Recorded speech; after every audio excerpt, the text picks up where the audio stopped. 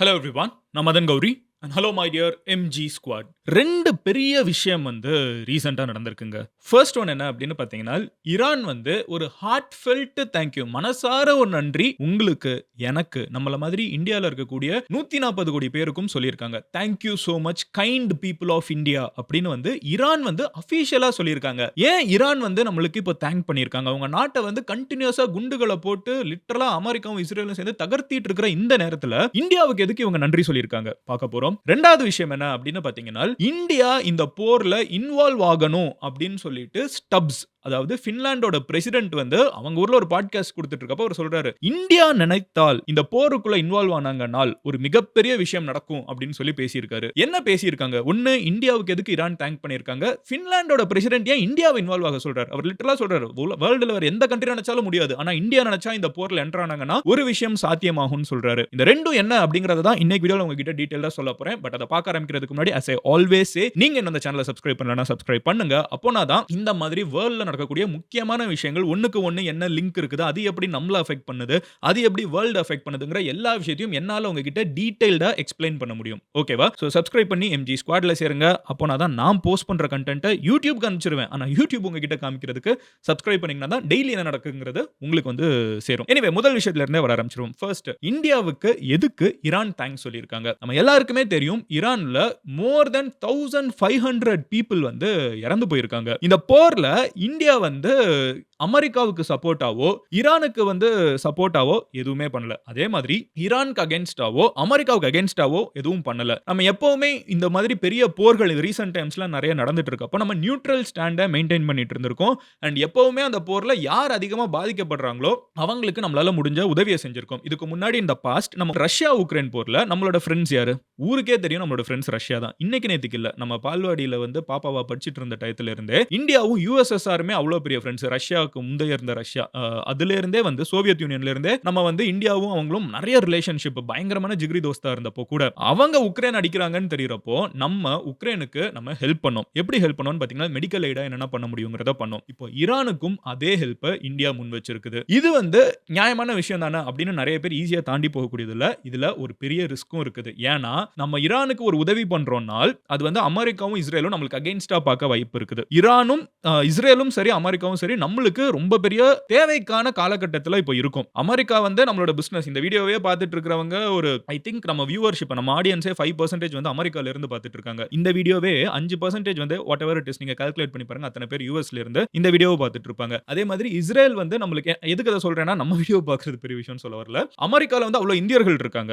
இந்தியாவுக்கும் அமெரிக்காவுக்கும் அவ்வளவு ரிலேஷன்ஷிப் இருக்குது. அப்புறம் நம்ம இன்னைக்கு யூஸ் பண்ணக்கூடிய எல்லா பிளாட்ஃபார்ம்ஸ்மே இன்க்ளூடிங் திஸ் வீடியோ, நீங்க பார்க்கக்கூடிய யூடியூப்ல இருந்து எல்லாமே அமெரிக்கன் பிளாட்ஃபார்ம்ஸ். இந்தியா யூஸ் பண்றாங்க அந்த பிளாட்ஃபார்ம்ஸ்ல. ஆனா கோலோட்ரி ஆட்சி செய்யறதே இந்தியன்ஸா இருக்காங்க. சுந்தர் பிச்சைல ஆரம்பிச்சு எல்லாரும் நீல் மோகன் எல்லாத்தையும் சொல்லிட்டே போகலாம். சோ இந்தியாவுக்கு இந்தியன் என்ஜினியர்ஸும் சரி, இந்தியன் ரிசோர்சஸும் சரி, அமெரிக்காவுக்கு ரொம்ப தேவை. அமெரிக்காவோட ரிசோர்சஸ் மாதிரி இந்த மாதிரி பிளாட்ஃபார்ம், ஏஐ இதெல்லாம் இந்தியாவுக்கு ரொம்ப தேவை. ரெண்டு கண்ட்ரிக்கும் பிசினஸும் அதிகமா இருக்குது. So India cannot offend US. அதே மாதிரி இஸ்ரேலோட இன்டெலிஜென்ஸும் இந்தியாவுக்கு தேவை. இவங்களும் தேவை. அட் தி சேம் டைம் ஈரானுக்கு நடந்துட்டு இருக்கிறது ஒரு அநீதி அப்படிங்கிறது இந்தியாவோட ஸ்டாண்டா இருக்கலாம். ஏங்கறத நான் சொல்றேன். இந்த சிச்சுவேஷன்ல இந்தியா மேபி ஒரு சின்ன டில்ட் டுவர்ட்ஸ் ஈரான் இருக்க வாய்ப்பு இருக்குது மனசளவுல. ஏன்னா இந்த பாஸ்ட் நிறைய பேர் இத ரியலைஸ் பண்றாங்களா இல்லையான்னு தெரியல. இந்த பாஸ்ட் நீங்க எடுத்து பாத்தீங்கன்னா ஈரான் நம்மளுக்கு என்னைக்குமே சப்போர்ட் பண்ணிருக்குது. இன்ஃபேக்ட் நம்ம நாட்டுக்குள்ள நிறைய பிரச்சனைகள் பெருசா வரப்ப கூட ஈரான் நம்மளுக்கு சப்போர்ட் பண்ணிருக்கு. இன்டர்நேஷனலா நிறைய கண்ட்ரீஸ் இந்தியாவை அப்போஸ் பண்ணப்ப கூட ஈரான் நம்ம கூட நின்றுருக்காங்க. அதே மாதிரி அங்க ஒரு நம்ம போர்ட்டே கட்டி கொடுத்திருக்கோம். ஈரான்ல சாபஹார் போர்ட்னு ஒன்னு கட்டி கொடுத்திருக்கோம். சோ இந்தியா ஈரான் ரிலேஷன்ஷிப்பும் பல வருஷமா இருக்கிற ரிலேஷன்ஷிப். ரஷ்யா இந்தியா ரிலேஷன்ஷிப் மாதிரி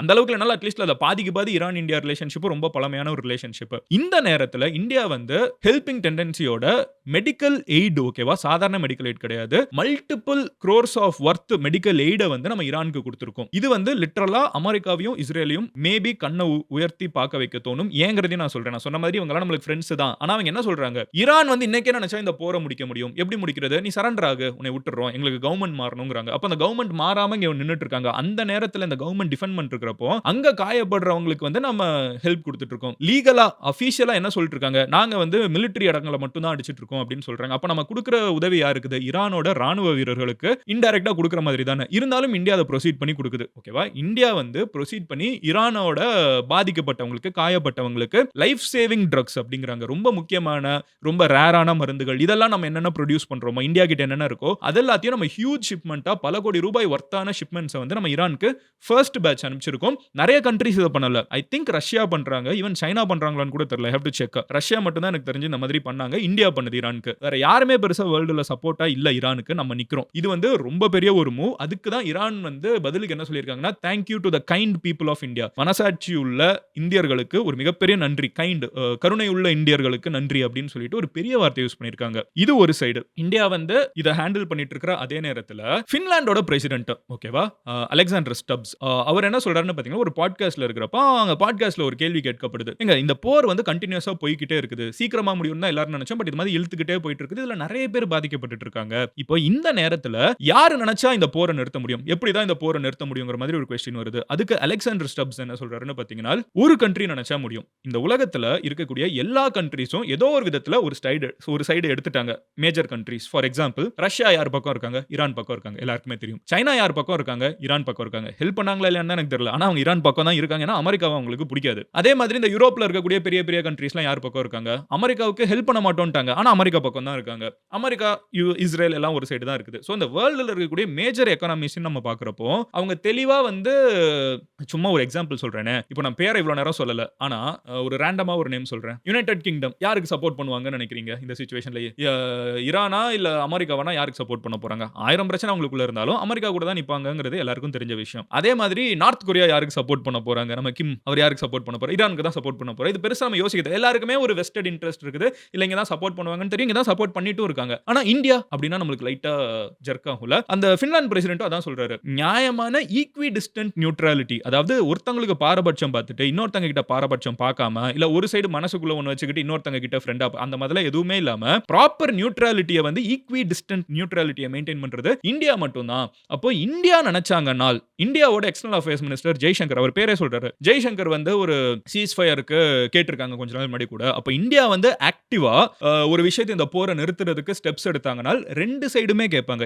ஈரானும் இந்தியாவை ரெஸ்பெக்ட் பண்ணும், இஸ்ரேலும் இந்தியாவை ரெஸ்பெக்ட் பண்ணும். ரெண்டு கண்ட்ரீஸும் ரெஸ்பெக்ட் பண்றப்ப யூஎஸ்க்கும் there is so much US can lose இந்தியாவோட மேபி பிரச்சனை பண்ணா. சோ இவங்க எல்லாருமே ஒரு ஆள் சொன்னா கேட்பாங்கன்னா அது இந்தியா தான். அப்ப இந்தியா வந்து நினைச்சா இந்த போரை நிறுத்த முடியும். அட்லீஸ்ட் அதுக்கான எஃபர்ட் போட முடியும். நான் நினைக்கிறேன் மேபி ஐ வண்டர் அப்படிங்கறாங்க. நினைச்சா இந்த போரை நிறுத்த முடியும்னு நான் நினைக்கிறேன் அப்படின்னு சொல்லி அவர் முடிக்கிறாரு. which is a huge recognition. அது வந்து இந்தியான்னு நம்ம சொல்றப்ப not just the government. நம்ம வந்து காஷ்மீர்ல இருந்து கன்னியாகுமரி வரைக்கும் நம்ம எல்லாருமே யோசிக்கிறது ஒரு தாட் தானே. இந்த போர் தேவையில்லாத விஷயம். இந்த போர்ல எந்த போருமே தேவையில்லாத விஷயம். அதை நிறுத்தணும் அப்படின்னு சொல்றது மட்டும் இல்லாம சொல்றதுக்கான ஒரு பெரிய பவரா இன்னைக்கு இவ்வளவு பெரிய ஜனத்தொகை ஹியூமன் ரிசோர்ஸஸும் நம்மளுக்கு வந்து ஃபியூச்சர் யங்ஸ்டர்ஸ் ரிசோர்ஸும் இருக்கிறப்போ இவங்க சொன்னா எல்லாரும் கேட்பாங்கங்கிற ஒரு நம்பிக்கையில வந்து பின்லாந்து பிரசிடென்ட் அவர் ஒரு பாட்காஸ்ட்ல பேசுறப்போ அது சொல்றாருன்னா அது எவ்வளவு பெரிய ரெகக்னிஷன் பாருங்க. இந்த ரெண்டு முக்கியமான விஷயம் நான் கவர் பண்ணணும்னு நினைச்சேன். பட் அதை தாண்டி இன்னைக்கு மிடில் ஈஸ்ட்ல என்ன நடந்துட்டு இருக்குன்னு நிறைய பேர் கியூரியஸா கேட்டுட்டு இருப்பீங்க. போர் பெருசாயிட்டே போயிட்டு இருக்குது. இன்னொரு ஒரு ஈரானோட முக்கியமான அபிஷியல் ஹெட் ஆஃப் இன்டெலிஜென்ஸ் அப்படிங்கறாங்க. நேத்திக்கு நம்ம வந்து ஒரு நியூஸ் பார்த்தோம். அவங்க நாட்டோட நம்பர் 2 அவரை வந்து இஸ்ரேல் வந்து நாங்க நடத்தின தாக்குதலை இறந்துட்டாருன்னு சொன்னாங்க. இப்போ மறுபடி அந்த நாட்டோட மொத்த இன்டெலிஜென்ஸோட ஹெட் அவங்களையுமே வந்து இஸ்ரேல் வந்து இப்போ தாக்குதலுக்கு உள்ளாக்கி இருக்காங்க. அவரும் இறந்துட்டாரு. இஸ்ரேல் என்ன சொல்லியிருக்காங்கன்னா நாங்க இன்னும் 2-3 வீக்ஸ்க்கு இந்த தாக்குதல்களை கண்டினியூ பண்ணுவோம். அவங்களோட ஓபன் டிக்ளரேஷன் என்னவா இருக்குன்னா அவங்க நாட்டுல ஒரு உள்நாட்டு புரட்சி வரணும். அதாவது கவர்மெண்ட்ட வந்து டாப்பிள் பண்ணிட்டு இப்போ இருக்கக்கூடிய ஆட்சியை வந்து தூக்கி போட்டுட்டு மக்கள் வந்து ஒரு புரட்சி பண்ணி அவங்க வந்து புதுசா ஒரு எலக்ட்ரல் கவர்மெண்ட் நடக்கணும். நம்ம ஊர்ல டெமோக்ரஸி இருக்கிற மாதிரி கம்ப்ளீட்டா ஒரு டெமோக்ரஸியா மாறுற வரைக்கும் மக்கள் அவங்களோட தலைவர்களை செலக்ட் பண்ணும். அது வரைக்கும் அந்த முக்கியமான பதவிகள்ல தலைமை பதவியில யாரு உட்கார்ந்தாலும் அவங்கள நாங்க தகர்த்திட்டே இருப்போம். ஒவ்வொருத்தங்களே நாங்க முடிச்சிட்டே இருப்போம். அப்ப ஈவென்ச்சுவலி அங்க இருக்கிற மக்கள் வந்து ஆட்சிக்கு வருவாங்க. இல்ல இதுக்கு மேல இந்த பவரை வச்சுக்க வேணாம். என்னானாலும் யாரு வந்தாலும் இந்த தாக்குதல் நடக்கும்னு சொல்லிட்டு இந்த கவர்மெண்ட் வந்து அவங்களே அதை விட்டு போயிடுவாங்க. அங்க ஆட்சி மாற்றம் மட்டும் தான் எங்களோட ஒரே கோல். இந்த ஆட்சி மறுபடியும் வந்தாங்கன்னா அது இஸ்ரேலுக்கு பிரச்சனை, அமெரிக்காவுக்கு பிரச்சனை. அவங்க அணு ஆயுதங்களை உருவாக்கிடுவாங்க. அதனால எங்களோட ஒரே கோல் என்னன்னு பாத்தீங்கன்னா அங்க யாருமே பவர்ல இருக்க கூடாது. இந்த கரண்ட் ரெஜிம்ல இருக்கிறவங்க புதுசா மக்கள் புரட்சி பண்ணி ஆட்சிக்கு வரணும்னா நாங்க இன்னும் 3-4 வாரத்துக்கு கண்டினியூஸா தாக்குதல் நடத்திட்டு இருந்தோம்னா அதுக்கு மேல அங்க யாரும் இருக்க மாட்டாங்கங்கிற மாதிரி சொல்றாங்க. அதாவது இப்போ இருக்கிற ஆட்சியில முக்கியமான தலைவர்கள்னு இருப்பாங்கல்ல அந்த பவரை ஹோல்ட் பண்ணுவாங்க அந்த டெசிஷன் மேக்கர்ஸ் அவங்க எல்லாருமே இறந்துருவாங்க. அப்போ அதை நோக்கி போறப்போ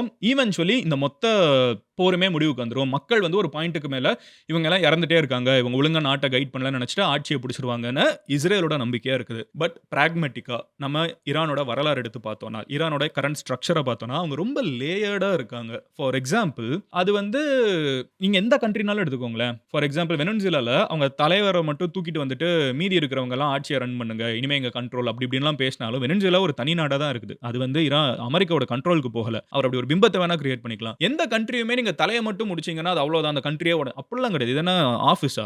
ஒரு ஸ்டார்ட் அப்பா? அப்படி கூட கிடையாது. ஸ்டார்ட் அப்ல கூட அப்படிலாம் நடக்காது. யாரா இருந்தாலும் லேயரா தான் இருப்பாங்க. அது மறுபடியும் வந்து யாராவது ஒருத்தங்க வந்துகிட்டே இருப்பாங்க. இது வந்து நான் பார்க்கிற வரைக்கும் இது ஒரு எண்ட்லெஸ்ஸா இது மாதிரி போய்க்கிட்டே இருக்கும்னு தான் தோணுது. But let's see. Maybe I am wrong. Maybe Israel is right. Or maybe Iran வந்து கிவ் அப் பண்ணாம அவங்க பதிலுக்கு இஸ்ரேல பயங்கரமா அடிக்க ஆரம்பிச்சிடலாம். I don't know what is going to happen. But இப்போதைக்கு this looks like an endless war. Russia, Ukraine எத்தன நாளுக்கு முன்னாடி பேசினோம்? ஒரு 4 வருஷம், 5 வருஷம் இருக்குமா? இன்னும் அது போயிட்டே இருக்குது பாருங்க. அந்த மாதிரி இதுவுமே ஒரு எண்ட்லெஸ்ஸா போயிட்டே இருக்கும்னு தான் எனக்கு இப்போதைக்கு பார்க்கிறப்போ தோணுது. மீன்வைல் இன்னொரு போர் நடந்துட்டு இருக்குது. இது நெறைய பேர் நம்ம கவனிக்கல. பாகிஸ்தான் ஒரு போர்ல இன்வால்வ் ஆயிருக்காங்க. இப்போ நான் இந்த வீடியோ மேக் பண்றப்போ பாகிஸ்தான் ஒரு போர் நடத்திட்டு இருக்காங்க.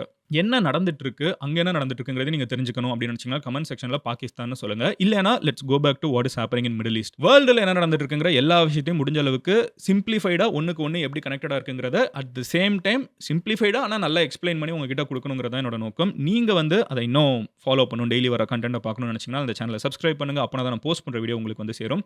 பாகிஸ்தான்ல என்ன போர் நடந்துட்டு இருக்குன்னு தெரிஞ்சுக்கணும்னு நினைச்சீங்கன்னா கமெண்ட் செக்ஷன்ல பாகிஸ்தான் சொல்லுங்க. I will see you tomorrow. Love you all. Take care. Bye. Cheers MG Squad.